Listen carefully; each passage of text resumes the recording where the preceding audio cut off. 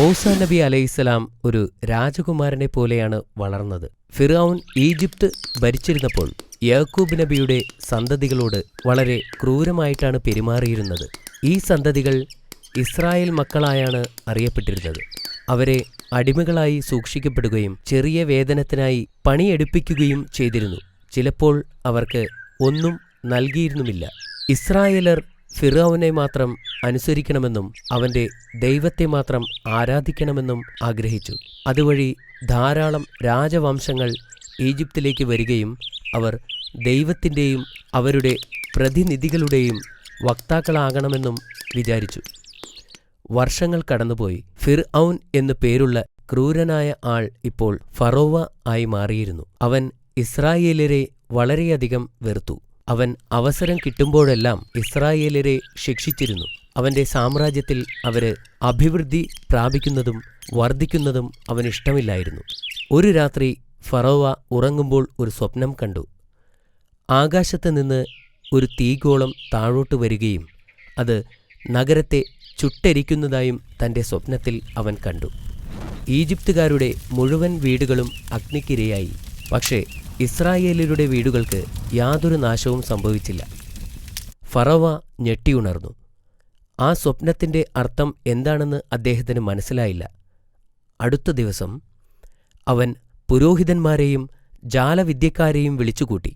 അവൻ കണ്ട സ്വപ്നത്തെക്കുറിച്ച് അവൻ അവരോട് ചോദിച്ചു. പുരോഹിതന്മാർ അവനോട് പറഞ്ഞു, ഇതിന്റെ അർത്ഥം ഇസ്രായേല്യർക്ക് അടുത്തുതന്നെ ഒരു ആൺകുട്ടി ജനിക്കും. അവന്റെ കരങ്ങളാൽ ഈജിപ്തുകാർ നശിപ്പിക്കപ്പെടും. ഫറോവ വളരെയധികം ദേഷ്യപ്പെട്ടു. ഇസ്രായേല്യർക്ക് ജനിക്കുന്ന എല്ലാ ആൺകുട്ടികളെയും കൊല്ലാൻ അവൻ കൽപ്പിച്ചു.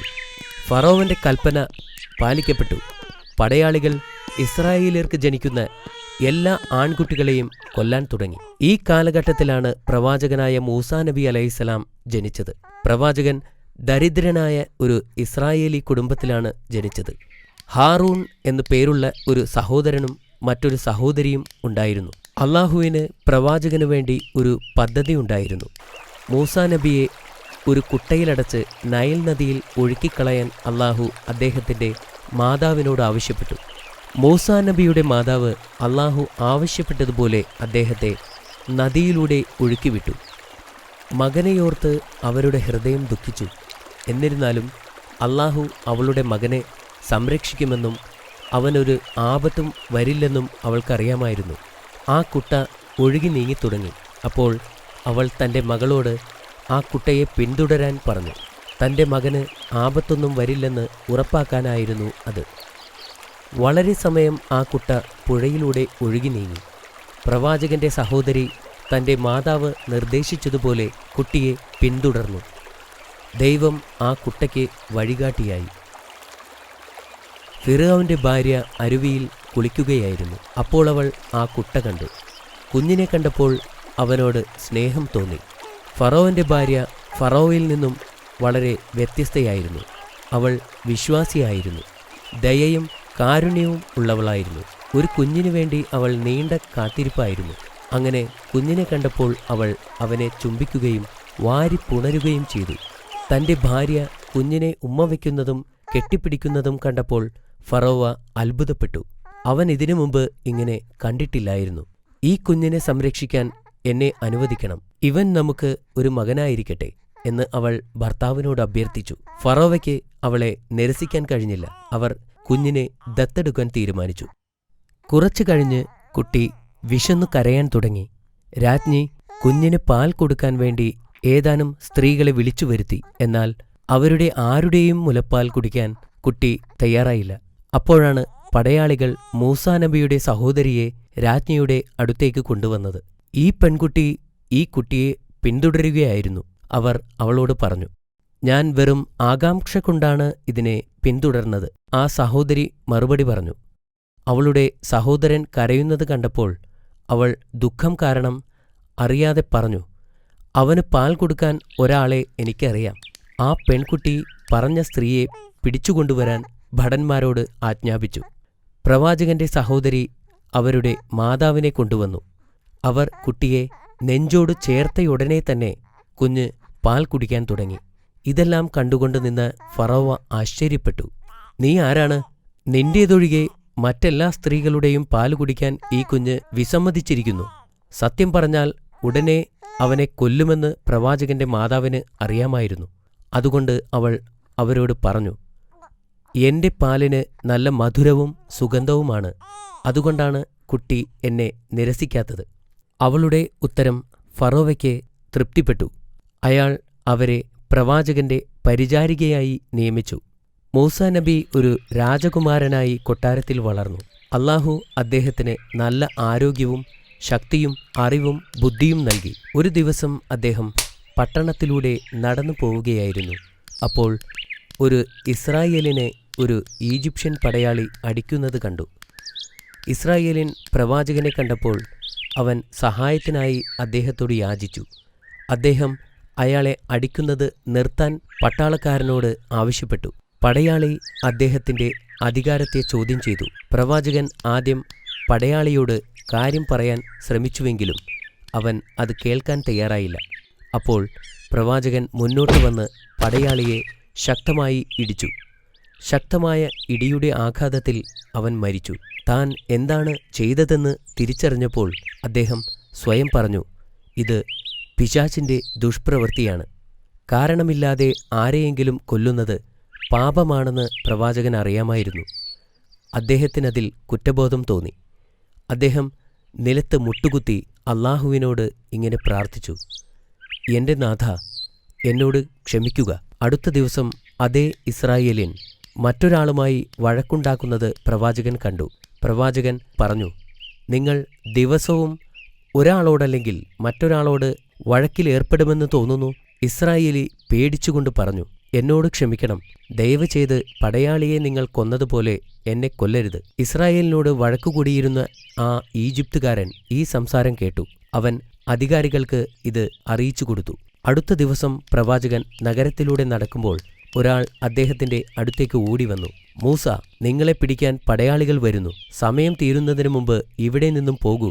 ആ മനുഷ്യൻ പറഞ്ഞു, ഒരു ഈജിപ്ഷ്യനെ കൊല്ലുന്നതിനുള്ള ശിക്ഷ മരണമാണെന്ന് നബിക്കറിയാമായിരുന്നു. അങ്ങനെ പ്രവാചകൻ പെട്ടെന്ന് തന്നെ ഈജിപ്ത് വിട്ടു. അദ്ദേഹത്തിന് വസ്ത്രം മാറാനുള്ള സമയം പോലും കിട്ടിയില്ല. അദ്ദേഹം ഒരു യാത്രയ്ക്ക് വേണ്ട തയ്യാറെടുപ്പിലല്ലായിരുന്നു. ആ മനുഷ്യന്റെ മുന്നറിയിപ്പ് അനുസരിച്ച് പെട്ടെന്ന് ഈജിപ്ത് വിടുകയായിരുന്നു. മൂസ നബി അലൈഹിസ്സലാം മരുഭൂമിയിൽ ദിവസങ്ങളോളം അലഞ്ഞു തിരിഞ്ഞു. അദ്ദേഹം മദിയാൻ ലക്ഷ്യം വച്ച് സഞ്ചരിച്ചു. സിറിയയ്ക്കും ഈജിപ്തിനുമിടയിൽ ഏറ്റവും അടുത്തുള്ള പട്ടണമായിരുന്നു അത്. മരുഭൂമിയിൽ അദ്ദേഹത്തിന് കൂടെയുണ്ടായിരുന്നത് അല്ലാഹുവും അവനോടുള്ള ഭക്തിയും മാത്രമായിരുന്നു. ചുട്ടുപൊള്ളുന്ന മണലിൽ അദ്ദേഹത്തിൻ്റെ കാൽപാദങ്ങൾ പൊള്ളിപ്പോയി.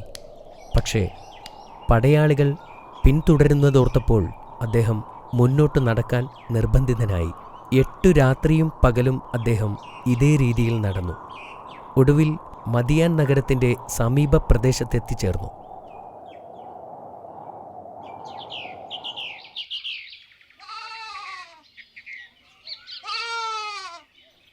കുറേ ദൂരം നടന്നതിന് ശേഷം നഗരത്തിന് പുറത്തായി ഒരു നീരുറവയുടെ അടുത്തെത്തി. അവിടെ എത്തിയ ഉടൻ തന്നെ അദ്ദേഹം ഒരു മരത്തിൻ്റെ കീഴിലായി വിശ്രമിച്ചു. അപ്പോഴാണ് 2 സ്ത്രീകൾ ആടുകളുമായി നിൽക്കുന്നത് അദ്ദേഹത്തിൻ്റെ ശ്രദ്ധയിൽപ്പെട്ടത്. ജനക്കൂട്ടത്തെ സമീപിക്കാൻ മടിച്ചതുകൊണ്ട് അവർ ദൂരെ മാറി നിൽക്കുകയായിരുന്നു. ആ സ്ത്രീകൾക്ക് സഹായം ആവശ്യമുണ്ടെന്ന് പ്രവാചകൻ മനസ്സിലാക്കി. അദ്ദേഹം ഒരു ബഹുമാന്യനായതുകൊണ്ട് തൻ്റെ ദാഹം അവഗണിച്ചുകൊണ്ട് അവരുടെ അടുത്തേക്ക് ചെന്നു. ഞാൻ നിങ്ങൾക്ക് എന്തെങ്കിലും സഹായം ചെയ്യേണ്ടതുണ്ടോ? നിങ്ങൾ എന്തിനാണ് മാറി നിൽക്കുന്നത്? അദ്ദേഹം അവരോട് ചോദിച്ചു. അപ്പോൾ മുതിർന്ന സഹോദരി ഇങ്ങനെ മറുപടി പറഞ്ഞു, പുരുഷന്മാർ ആടുകൾക്ക് വെള്ളം കൊടുത്ത് തീരുന്നതുവരെ ഞങ്ങൾ കാത്തിരിക്കുകയാണ്. നിങ്ങൾ എന്തിനാണ് കാത്തു നിൽക്കുന്നത്? അദ്ദേഹം വീണ്ടും ചോദിച്ചു. ഞങ്ങൾ നിസ്സഹായരാണ്, അവർ പറഞ്ഞു. ഞങ്ങളുടെ പിതാവ് വളരെ പ്രായമായവനും ഈ ജനക്കൂട്ടത്തെ നേരിടാൻ ശക്തിയില്ലാത്തവനുമാണ്. പിന്നെ ഞങ്ങളിപ്പോൾ അങ്ങോട്ട് പോയാൽ അവർ ഞങ്ങളെ പിടിച്ച് തള്ളാൻ ശ്രമിക്കും. അതുകൊണ്ട് അവർ വെള്ളം കൊടുത്ത് തീർന്നതിന് ശേഷമാണ് ഞങ്ങൾ മൃഗങ്ങൾക്ക് വെള്ളം കൊടുക്കുന്നത്, അവർ വിശദീകരിച്ചു. പ്രവാചകൻ ആ സ്ത്രീകളുടെ ആടുകളെ വെള്ളത്തിനടുത്തേക്ക് കൊണ്ടുപോയി.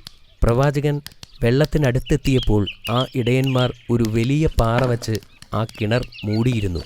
പ്രവാചകൻ ആ പാറയെ ഒരു കൈ ഉപയോഗിച്ച് ഉയർത്തി മാറ്റി. പ്രവാചകൻ കല്ലുയർത്തുന്നത് കണ്ടപ്പോൾ അവിടെ നിന്നിരുന്ന ജനങ്ങൾ അത്ഭുതപ്പെട്ടു. എന്നിട്ട് മൃഗങ്ങളെ വെള്ളം കുടിക്കാൻ അനുവദിച്ചു.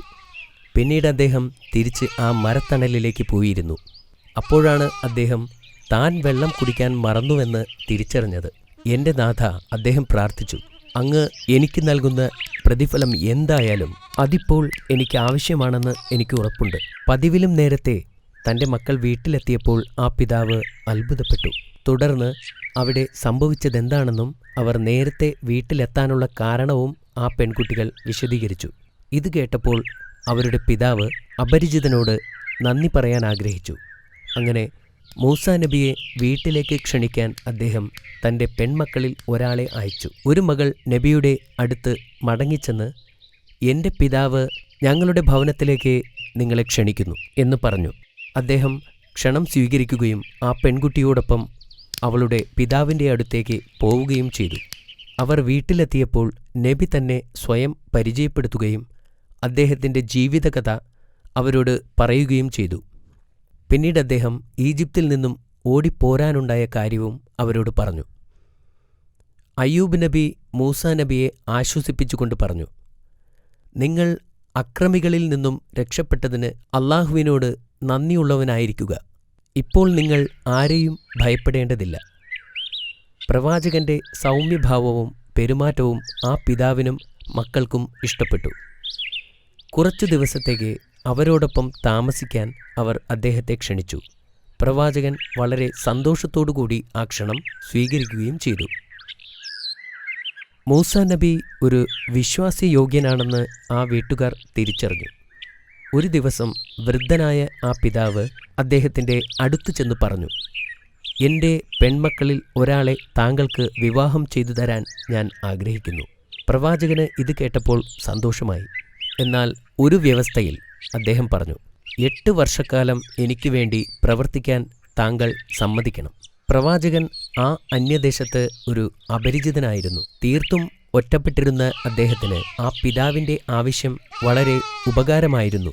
പ്രവാചകൻ അയ്യൂബ് നബിയുടെ മകളെ വിവാഹം കഴിക്കുകയും 10 വർഷക്കാലം അദ്ദേഹത്തിൻ്റെ മൃഗങ്ങളെ നോക്കി നടത്തുകയും ചെയ്തു. വർഷങ്ങൾ കടന്നുപോയി.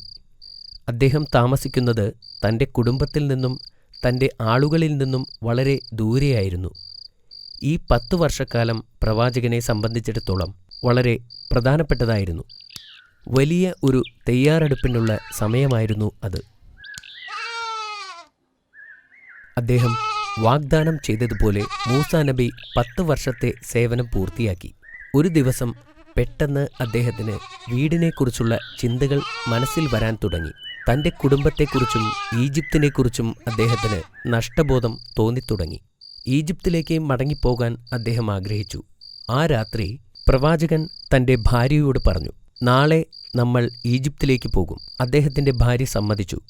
അവർ തങ്ങളുടെ സാധനങ്ങൾ എടുത്തുവെക്കാൻ തുടങ്ങി. മൂസാ നബി തൻ്റെ കുടുംബത്തോടൊപ്പം മദിയാൻ വിട്ടു മരുഭൂമിയിലൂടെ യാത്ര ചെയ്യാൻ തുടങ്ങി. ദിവസങ്ങളോളം യാത്ര ചെയ്തു. അവർ ഒടുവിൽ സീനായ് പർവ്വതത്തിനടുത്തെത്തി. നമുക്ക് വഴി തെറ്റിയതായി തോന്നുന്നു, പ്രവാചകൻ പറഞ്ഞു. പ്രവാചകൻ ആശയക്കുഴപ്പത്തിലായതിനാൽ ആ രാത്രിയിൽ അവിടെ തങ്ങാൻ അദ്ദേഹം തീരുമാനിച്ചു. അദ്ദേഹം തീ കത്തിക്കാൻ വിറകന്വേഷിച്ചു പോയി.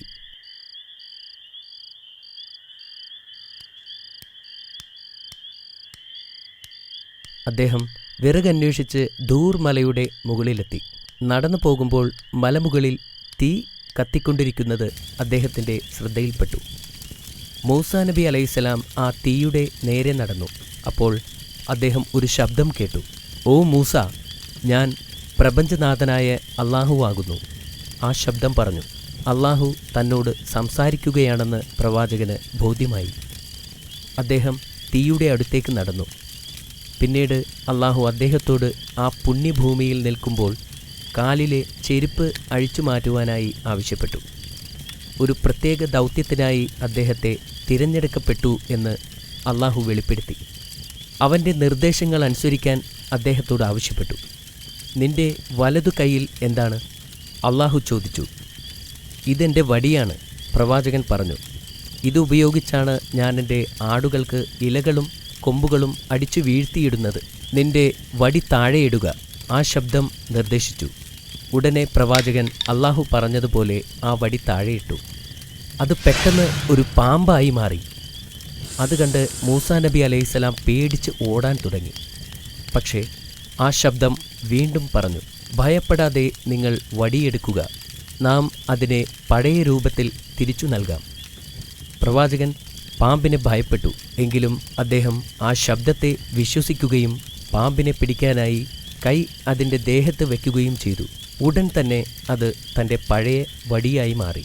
സത്യത്തിൽ അദ്ദേഹം അല്ലാഹുവുമായി സംസാരിക്കുകയാണെന്ന് തിരിച്ചറിവുണ്ടായപ്പോൾ അദ്ദേഹത്തിൻ്റെ ഭയം കുറയുകയും സമാധാനമുണ്ടാവുകയും ചെയ്തു.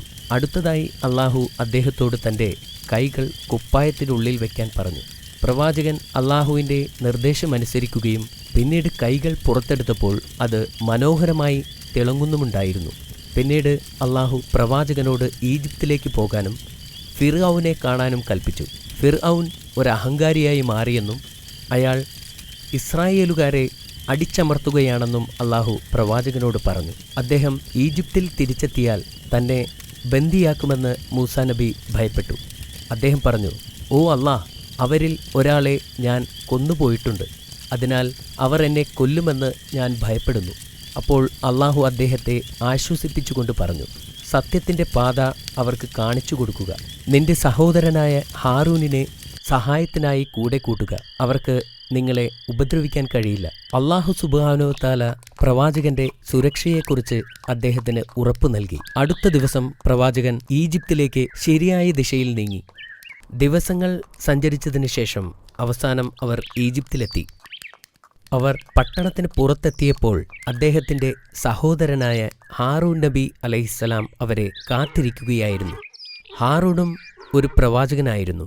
അദ്ദേഹത്തിനും അല്ലാഹുവിൽ നിന്നുള്ള ദർശനം ലഭിച്ചിരുന്നു. തൻ്റെ ഇളയ സഹോദരൻ പെട്ടെന്നു തന്നെ അവിടെ എത്തുമെന്നും അദ്ദേഹം ഇസ്രായേലിനെ സ്വതന്ത്രരാക്കുമെന്നുമായിരുന്നു ദർശനത്തിൽ കണ്ടത്. ഇത് തൻ്റെ സഹോദരനാണെന്ന് മൂസാ നബി തിരിച്ചറിഞ്ഞപ്പോൾ അദ്ദേഹത്തിൻ്റെ കണ്ണുകൾ നിറഞ്ഞു. അവർ രണ്ടുപേരും കൊട്ടാരത്തിലേക്ക് പോയി. വർഷങ്ങളായി പ്രവാചകൻ ഈജിപ്തിൽ ഉണ്ടായിരുന്നില്ല. അവിടുത്തെ ജീവിതം അപകടകരമാണെന്ന് അദ്ദേഹത്തിന് അറിയാമായിരുന്നു. അല്ലാഹുവിൻ്റെ കൽപ്പനയല്ലാതെ മറ്റൊന്നും അദ്ദേഹം ഉദ്ദേശിച്ചിരുന്നില്ല. അല്ലാഹുവിൻ്റെ വാക്കുകൾ അപ്പോഴും അദ്ദേഹത്തിൻ്റെ കാതുകളിൽ മുഴങ്ങുന്നുണ്ടായിരുന്നു. മൂസാ നബിയും അദ്ദേഹത്തിൻ്റെ സഹോദരനും കൂടി ഫിർഔന്റെ മുന്നിൽ ചെന്നു നിന്നു. എന്നിട്ട് പ്രവാചകൻ അല്ലാഹുവിനെയും അവൻ്റെ കാരുണ്യത്തെയും കുറിച്ച് ഫിർഔനോട് സംസാരിച്ചു. എന്നാൽ ഫിർഔൻ സ്വയം ദൈവമായി കണക്കാക്കിയിരുന്നതിനാൽ അവർ പറയുന്നത് ശ്രദ്ധിക്കാൻ വിസമ്മതിച്ചു. പ്രവാചകൻ തൻ്റെ പരമോന്നത സ്ഥാനത്തെ ചോദ്യം ചെയ്യുകയാണെന്ന് അവൻ കരുതി. ഫിർഔൻ ചോദിച്ചു, നിനക്ക് എന്താണ് വേണ്ടത്? ഇസ്രായേൽ ജനതയെ ഞങ്ങളുടെ കൂടെ അയക്കണമെന്ന് ഞാൻ താങ്കളോട് ആവശ്യപ്പെടുകയാണ്. പ്രവാചകൻ പറഞ്ഞു, ഇസ്രായേല്യർ എൻ്റെ അടിമകളാണ്. ഞാൻ എന്തിന് അവരെ നിങ്ങളോടൊപ്പം അയക്കണം? അവർ നിങ്ങളുടെ അടിമകളല്ല, അല്ലാഹുവിൻ്റെ അടിമകളാണ് എന്ന് പ്രവാചകൻ പറഞ്ഞു. ഈ മറുപടി കേട്ട് ഫിർഔന് ദേഷ്യം വന്നു. നീ മൂസ അല്ലേ? പ്രവാചകൻ തലകുലുക്കി. അതെ എന്ന് പറഞ്ഞു. ഞങ്ങൾ നിന്നെ നൈൽ നദിയിൽ നിന്നും രക്ഷിച്ചു, നിന്നെ വളർത്തി വലുതാക്കി. ഒരു ഈജിപ്തുകാരനെ കൊന്നിട്ടുള്ള മൂസ അല്ലേ നീ? നീതിയുടെ മുന്നിൽ നിന്നും രക്ഷപ്പെട്ടു പോയ നിനക്ക് എന്റെ മുന്നിൽ വന്ന് സംസാരിക്കാൻ എങ്ങനെ ധൈര്യം വന്നു? ഫിർഔൻ ചോദിച്ചു. പ്രവാചകൻ അദ്ദേഹത്തിന്റെ കുത്തുവാക്കുകളെ അവഗണിച്ചു. ഈജിപ്തുകാരനെ കൊന്നത് യാദൃശ്ചികമാണെന്നും ബോധപൂർവമല്ലെന്നും അദ്ദേഹം വിശദീകരിച്ചു. അല്ലാഹു അദ്ദേഹത്തിന് മാപ്പ് നൽകിയിട്ടുണ്ടെന്നും അദ്ദേഹം ഇപ്പോൾ അല്ലാഹുവിന്റെ ദൂതന്മാരിൽ ഒരാളാണെന്നും പ്രവാചകൻ ഫിർഔനെ അറിയിച്ചു. അല്ലാഹുവിന്റെ ദൂതനാണെന്ന് തെളിയിക്കുന്നതിനുള്ള എന്തെങ്കിലും അടയാളം കാണിക്കാൻ ഫിർഔൻ മൂസാ നബിയോട് ആവശ്യപ്പെട്ടു. പ്രവാചകൻ തന്റെ വടി നിലത്തേക്കിട്ടു. അത് പെട്ടെന്ന് വലിയൊരു പാമ്പായി മാറി. അത് നിലത്ത് കിടന്ന് ഇഴയാനും ചീറ്റാനും തുടങ്ങി. ഫിർഔൻ ആദ്യം ഭയന്നുപോയി. എന്നാൽ അത് പുറത്തു കാണിക്കാതിരിക്കാൻ അവൻ ശ്രമിച്ചു. ഫിർഔൻ അഹങ്കാരത്തോടെ പറഞ്ഞു, ഞങ്ങളുടെ രാജ്യത്ത് ധാരാളം ജാലവിദ്യക്കാരുണ്ട്. അവരുടേതിന് സമാനമായ ജാലവിദ്യയാണിത്. ഫിർഔൻ പ്രവാചകനെയും അദ്ദേഹത്തിന്റെ സഹോദരനെയും കൊട്ടാരത്തിൽ തടവിലാക്കി.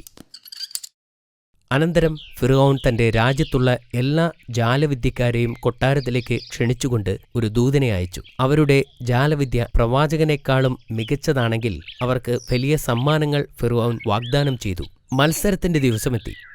കൊട്ടാരത്തിൽ ആളുകൾ നിറഞ്ഞു. ജാലവിദ്യക്കാർ ഒരു ഭാഗത്തും പ്രവാചകനും സഹോദരനും മറുഭാഗത്തും നിലയുറപ്പിച്ചു. കൊട്ടാരത്തിലുള്ള മുഴുവൻ ആളുകളും ഫിർഔന്റെ ഭാഗത്തായിരുന്നു. പ്രവാചകനും സഹോദരനും തനിച്ചായിരുന്നു. മൂസാ നബി ആദ്യം മാന്ത്രികരോട് ജാലവിദ്യ കാണിക്കാൻ പറഞ്ഞു. കാരണം അവർ ഒരു നിരയിൽ തന്നെ 70ഓളം മാന്ത്രികർ ഉണ്ടായിരുന്നു. മാന്ത്രികർ അവരുടെ കയ്യിലുള്ള വടിയും കയറും നിലത്തേക്കെറിഞ്ഞു. പെട്ടെന്ന് തന്നെ തറയിൽ ധാരാളം പാമ്പുകളെ കൊണ്ട് നിറഞ്ഞു. പാമ്പുകൾ എല്ലായിടത്തും ഇഴഞ്ഞു നടന്നു.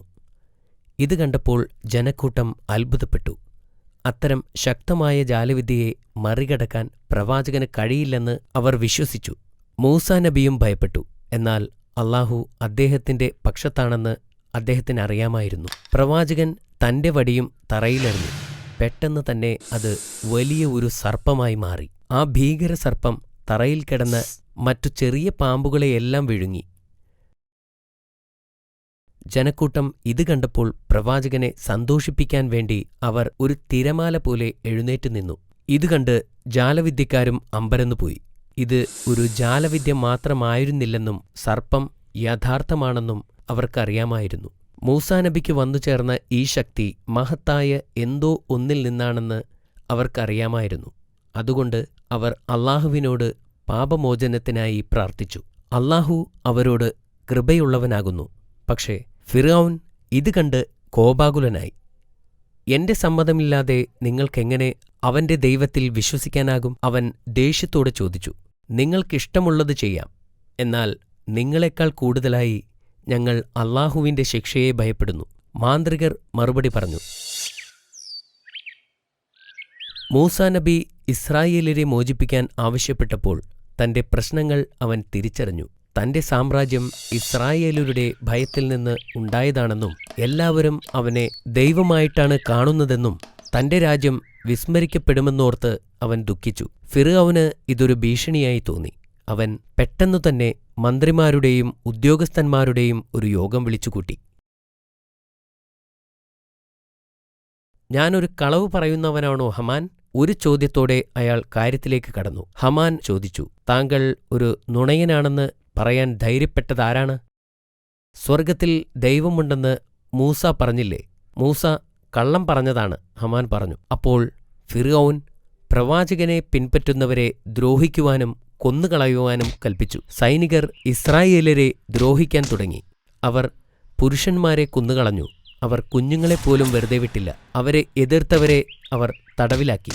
ഈ ക്രൂരമായ പ്രവൃത്തി കണ്ട് പ്രവാചകൻ നിസ്സഹായനായി നോക്കി നിന്നു. ജനങ്ങളോട് ക്ഷമയോടെ കാത്തിരിക്കുവാനും അല്ലാഹുവിൽ വിശ്വാസമർപ്പിക്കുവാനും അദ്ദേഹം ആവശ്യപ്പെട്ടു. ഇസ്രായേൽ ജനതയെ മോചിപ്പിച്ചില്ലെങ്കിൽ ഫിർഔനും ഈജിപ്തിനും വലിയ ശിക്ഷ നേരിടേണ്ടി വരുമെന്ന് ഫിർഔനെ താക്കീത് നൽകുവാൻ അല്ലാഹു മൂസാ നബിയോട് കൽപ്പിച്ചു. വീണ്ടും ഫിർഔനെ കാണാൻ പോയി. പിന്നെ അദ്ദേഹം ഇസ്രായേലരെ മോചിപ്പിക്കാനുള്ള ആവശ്യം വീണ്ടും ഉന്നയിച്ചു. എന്നാൽ ഫിർഔൻ അതും സമ്മതിച്ചില്ല. അപ്പോൾ അല്ലാഹു ഈജിപ്തിൽ കഠിനമായ വരൾച്ച നൽകി. നൈൽ നദിയിലെ പച്ചപ്പുകളും ഫലഭൂവിഷ്ടമായ താഴ്വരകളും വാടിപ്പോവുകയും കരിഞ്ഞുണങ്ങുകയും ചെയ്തു. കൃഷികൾ നശിച്ചു. മൃഗങ്ങൾ ചത്തൊടുങ്ങി. ഈജിപ്തുകാർ ക്ഷാമം മൂലം കഷ്ടപ്പെട്ടു. അപ്പോഴും ഫിർഔൻ അനുസരിക്കാൻ മടിക്കുകയും അഹങ്കാരിയായി തുടരുകയും ചെയ്തു. പിന്നീട് ഈജിപ്തിനെ നശിപ്പിക്കാൻ അല്ലാഹു ഒരു വലിയ വെള്ളപ്പൊക്കം സൃഷ്ടിച്ചു. ഗ്രാമങ്ങൾ വെള്ളത്തിൽ മുങ്ങിപ്പോയി. വിളകൾ നശിപ്പിക്കപ്പെട്ടു. ധാരാളം ഈജിപ്തുകാർ കൊല്ലപ്പെട്ടു. പിന്നീട് മുഖ്യമന്ത്രിമാർ മൂസാ നബിയോട് അപേക്ഷിച്ചു, മൂസ, ഞങ്ങളെ സഹായിക്കണം. അവർ കരഞ്ഞു പറഞ്ഞു, ഞങ്ങളിൽ നിന്ന് ഈ ശിക്ഷ ഇല്ലാതാക്കുന്ന പക്ഷം താങ്കളെയും താങ്കളുടെ ദൈവത്തെയും ഞങ്ങൾ വിശ്വസിക്കുകയും ഇസ്രായേൽ സന്തതികളെ താങ്കളുടെ കൂടെ അയച്ചു തരികയും ചെയ്യുന്നതാണ്. അപ്പോൾ പ്രവാചകൻ അല്ലാഹുവിനോട് പ്രാർത്ഥിക്കുകയും ഭൂമി സാധാരണ നിലയിലായി തീരുകയും ചെയ്തു. പക്ഷേ ഇസ്രായേലുകാർ അപ്പോഴും അടിമകളായി തന്നെ തുടർന്നു. വാഗ്ദാനം നൽകിയതുപോലെ അവർ അവരെ മോചിപ്പിച്ചില്ല. അവരുടെ വാഗ്ദാനം നിറവേറ്റാൻ മൂസാ നബി അവരോട് ആവശ്യപ്പെട്ടു. അവർ അദ്ദേഹത്തിന്റെ ആവശ്യം അവഗണിച്ചുകൊണ്ട് തിരിഞ്ഞു നടന്നു.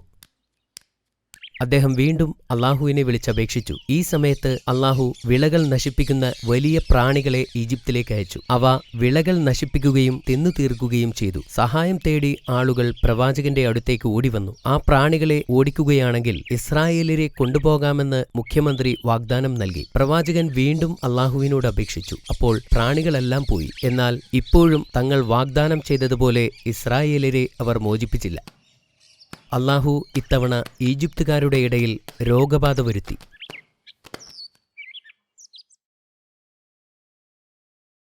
അതിനുശേഷം തവളകളെ അയച്ചു.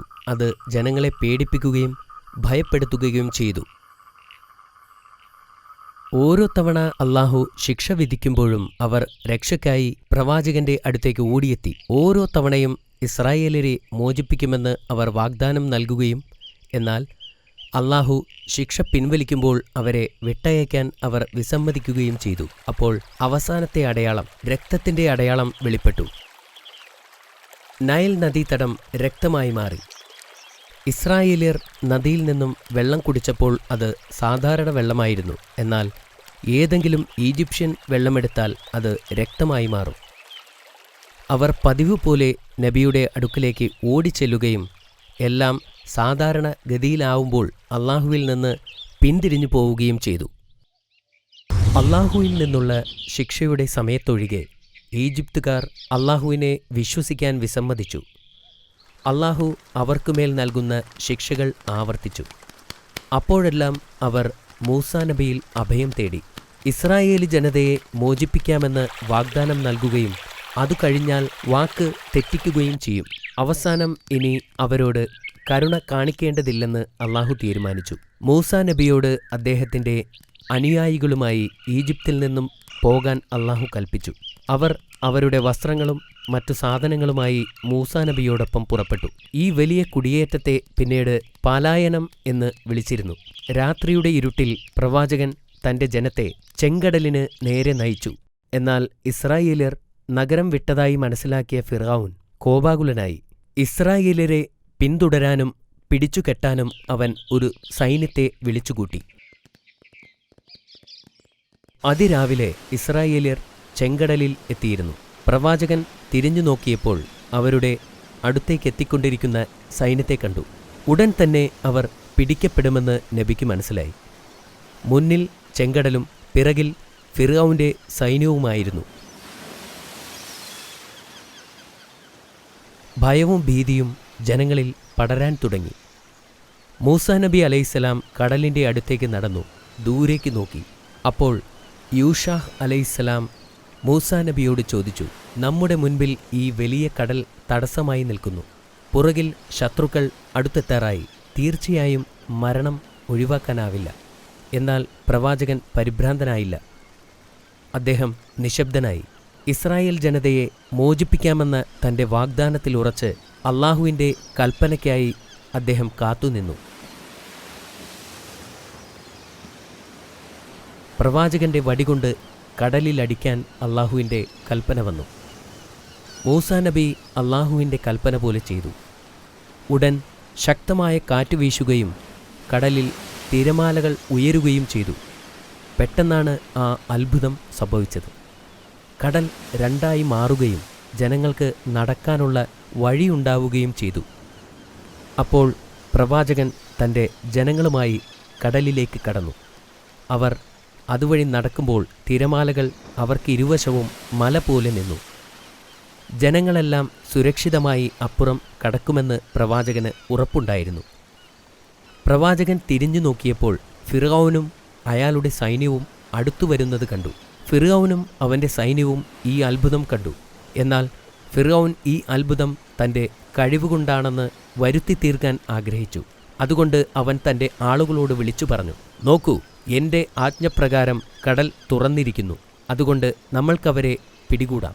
അവർ ഇസ്രായേലിനെ പിന്തുടർന്നു കടലിലൂടെ നടന്നു നീങ്ങി. അവർ പകുതി ദൂരമെത്തിയപ്പോൾ കടൽ പഴയ പോലെയായി.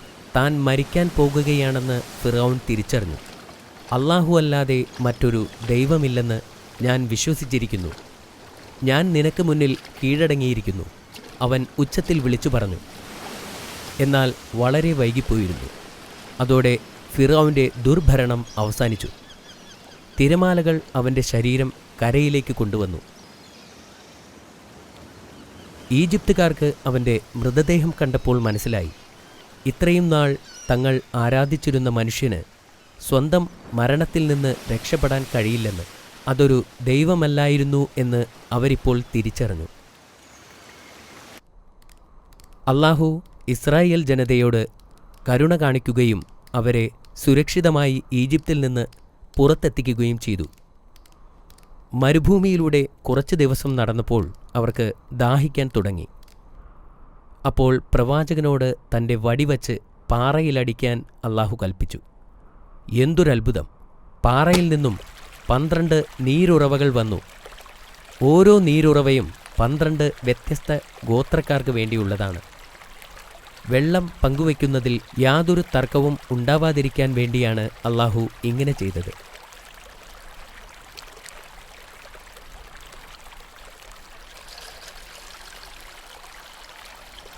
സൂര്യൻ്റെ ചൂടിൽ നിന്നും അവരെ രക്ഷിക്കാൻ അല്ലാഹു മേഘങ്ങളെ അയച്ചു. അവർക്ക് വിശന്നപ്പോൾ മന്ന എന്ന പ്രത്യേക സ്വാദിഷ്ടമായ ഭക്ഷണം അല്ലാഹു അവർക്കെത്തിച്ചു.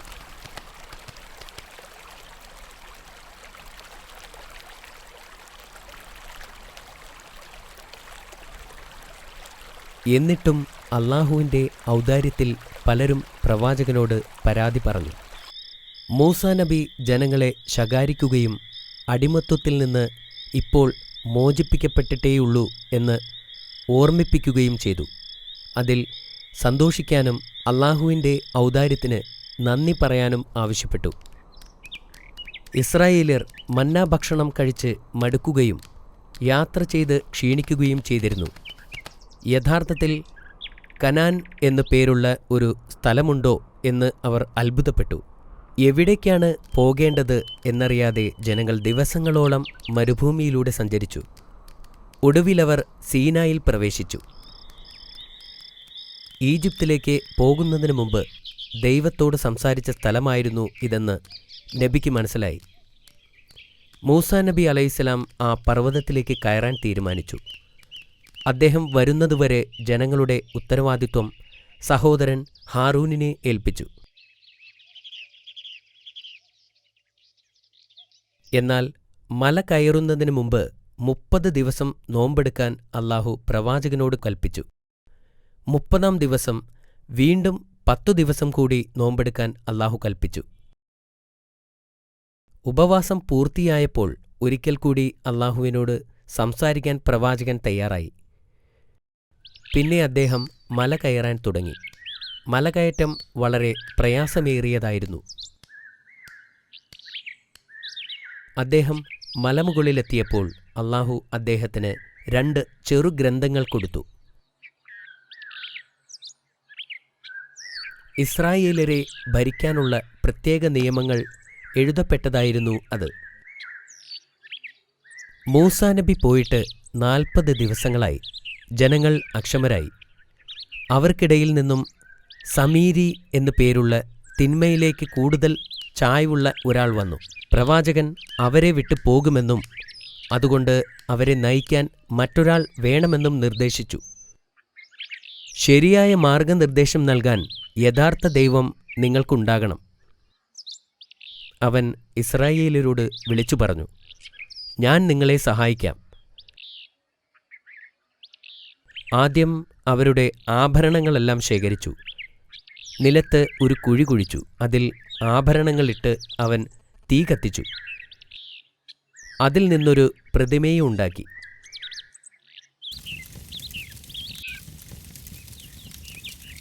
ദൈവത്തെ ഉണ്ടാക്കുന്നതിൽ അവൻ വിജയിച്ചു. പ്രവാചകന്റെ സഹോദരൻ ജനങ്ങളോടൊപ്പം നിൽക്കാൻ ഭയപ്പെട്ടു. എന്നാൽ വിഗ്രഹത്തെ കണ്ടപ്പോൾ അദ്ദേഹം വിളിച്ചു പറഞ്ഞു, നിങ്ങൾ ഗുരുതരമായ പാപമാണ് ചെയ്യുന്നത്. അവരുടെ പ്രവർത്തനങ്ങളുടെ അനന്തരഫലങ്ങളെക്കുറിച്ച് അദ്ദേഹം മുന്നറിയിപ്പ് നൽകുകയും ചെയ്തു. മൂസാ നബി തിരിച്ചു വന്നാൽ മാത്രമേ ഞങ്ങൾ ഈ ദൈവത്തിലുള്ള ആരാധന നിർത്തുകയുള്ളൂ. ജനങ്ങൾ പറഞ്ഞു. സത്യവിശ്വാസികളും ബഹുദൈവ വിശ്വാസികളുമായി അവർ വിഭജിക്കപ്പെട്ടു. മൂസാ നബി അലൈഹിസ്സലാം തിരിച്ചു വന്നപ്പോൾ കണ്ടത് പ്രതിമയ്ക്ക് ചുറ്റും നൃത്തം ചെയ്യുന്ന തൻ്റെ ജനങ്ങളെയാണ്. അദ്ദേഹത്തിന് അപമാനവും കോപവും വന്നു. ദേഷ്യം കൊണ്ട് അദ്ദേഹം കയ്യിലിരുന്ന ഗ്രന്ഥം തറയിലേക്കെറിഞ്ഞു. മൂസാ നബി ഹാറൂണിൻ്റെ താടിയിൽ പിടിച്ചുകൊണ്ട് ചോദിച്ചു, അവർ ചെയ്യുന്നത് കണ്ടിട്ട് നീ എന്തുകൊണ്ട് തിരിച്ചു വിളിച്ചില്ല? നിനക്കവരെ എതിർക്കാമായിരുന്നില്ലേ? അങ്ങനെ ചെയ്താൽ അവരെന്നെ കൊല്ലുമായിരുന്നു. ഹാറൂൺ പറഞ്ഞു. ഹാറൂണിൻ്റെ നിസ്സഹായത നബിക്ക് മനസ്സിലായി. അദ്ദേഹം സ്ഥിതിഗതികൾ ശാന്തമായും ബുദ്ധിപരമായും കൈകാര്യം ചെയ്യാൻ തുടങ്ങി.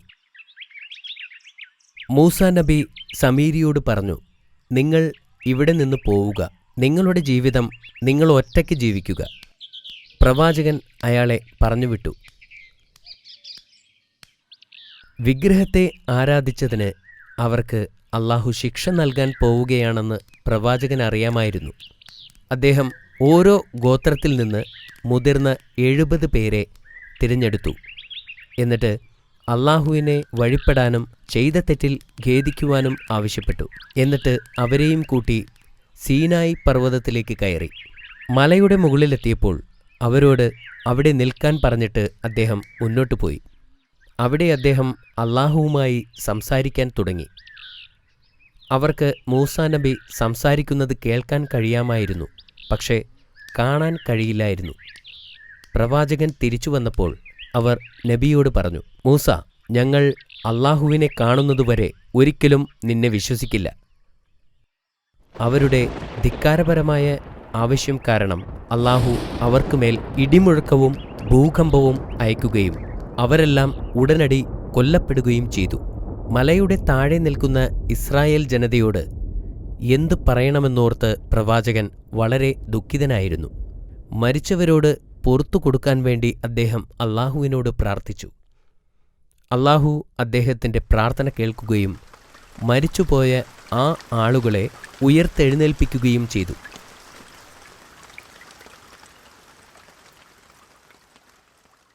ഇസ്രായേല്യർ വളരെ കാലം മരുഭൂമിയിലൂടെ അലഞ്ഞു നടന്നു. പ്രവാചകൻ തൻ്റെ ജനതയുടെ അജ്ഞത മൂലം വളരെ കഷ്ടപ്പെട്ടിരുന്നു. ഇസ്രായേൽ ജനത്തിനു വേണ്ടി അദ്ദേഹം സകലതും സഹിച്ചു. അവർ ചെയ്ത പാപങ്ങൾ കാരണം വാഗ്ദത്ത ഭൂമിയിലേക്ക് അള്ളാഹു അവരെ ഒരിക്കലും എത്തിച്ചില്ല. മരുഭൂമിയിലെ അലച്ചിലിനിടയിൽ കുറച്ചു വർഷങ്ങൾ കഴിഞ്ഞ് ഹാറൂൺ നബി അലൈഹിസ്സലാം വഫാത്തായി. മൂസാ നബിയുടെ മരണസമയമെത്തിയപ്പോൾ അള്ളാഹു മലക്കിനെ പ്രവാചകന്റെ അടുത്തേക്ക് അയച്ചു. മലക്ക് നബിയുടെ അടുത്തെത്തിയപ്പോൾ അദ്ദേഹം വിസമ്മതിച്ചു.